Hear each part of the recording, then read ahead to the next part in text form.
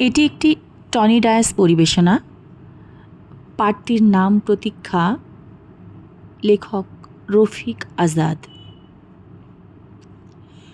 এমন অনেক দিন গেছে আমি অধীর আগ্রহে অপেক্ষায় থেকেছি হেমন্তে পাতা ঝরার শব্দ শুনব বলে। নিঃশব্দে অপেক্ষা করেছি বনভূমিতে, কোনো বন্ধুর জন্যে কিংবা অন্য অনেকের জন্যে, হয়তোবা ভবিষ্যতেও অপেক্ষা করব। এমন অনেক দিনই তো গেছে, কারো অপেক্ষায় বাড়ি বসে আছি। হয়তো কেউ বলেছিল অপেক্ষা করো, একসঙ্গে বেরোবো। এক শনিবার রাতে খুব ক্যাজুয়ালি কোনো বন্ধু ঘোরের মধ্যে গোঙানির মতন উচ্চারণ করেছিল, বাড়ি থেকো, ভোরবেলা তোমাকে তুলে নেব। হয়তোবা ওর মনের মধ্যে ছিল জুনিয়া অথবা শ্রীপুর ফরেস্ট বাংলো। আমি অপেক্ষায় থেকেছি।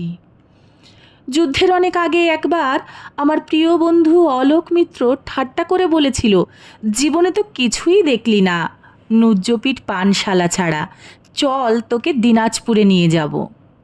কান্তজির মন্দির ও রামসাগর দেখবি, বিরাট গোলাকার চাঁদ, মস্ত খোলা আকাশ দেখবি, পলা ও আধিয়াদের জীবন দেখবি, গল্প টল্প লেখার ব্যাপারে কিছু উপাদান পেয়ে যেতেও পারিস। তৈরি থাকিস, আমি আসব। আমি অপেক্ষায় থেকেছি। আমি বন্ধু, পরিচিত জন, এমনকি শত্রুর জন্যও অপেক্ষায় থেকেছি। বন্ধুর মধুর হাসি আর শত্রুর ছুরির জন্য অপেক্ষায় থেকেছি। কিন্তু তোমার জন্য আমি অপেক্ষায় থাকব না, আমি প্রতীক্ষা করব।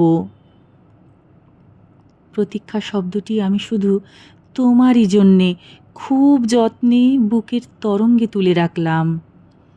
অভিধানের শব্দ দুটোর তেমন কোনো আলাদা মানে নেই, কিন্তু আমরা দুজন জানি এই দুই শব্দের মধ্যে পার্থক্য অনেক। অপেক্ষা একটি দরকারি শব্দ, আটপৌরে, দোটানাহীন, ব্যঞ্জনবিহীন, অনেকের প্রয়োজন মেটায়। প্রতীক্ষাই আমাদের ব্যবহার্য সঠিক শব্দ। অপর শব্দটি আমাদের ব্যবহারের অযোগ্য। আমরা কি একে অপরের জন্য প্রতীক্ষা করব না? আমি তোমার জন্য পথে প্রান্তরে অশ্বত্থের মতো দাঁড়িয়ে থাকব। ওই বৃক্ষ অনন্তকাল ধরে যোগ্য প্রতীকের জন্য প্রতীক্ষমান। আমাকে তুমি প্রতীক্ষা করতে বলো, আমি ঠায় দাঁড়িয়ে থাকব অনড় বিশ্বাসে। দাঁড়িয়ে থাকতে থাকতে আমার পায়ে শিকড় গজাবে। আমার প্রতীক্ষা তবুও ফুরোবে না।